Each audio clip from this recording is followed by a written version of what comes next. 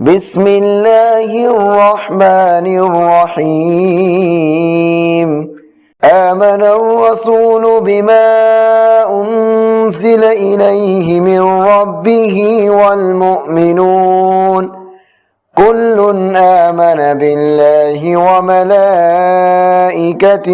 وكتبه ورسله لا نفرق بين أحد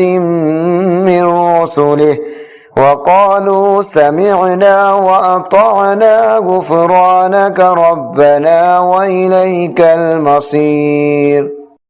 لا يكلف الله نفسا إلا وسعها لها ما كسبت وعليها ما اكتسبت ربنا لا تؤاخذنا إن نسينا أو أخطأنا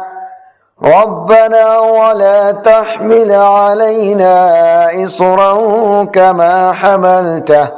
كما حملته على الذين من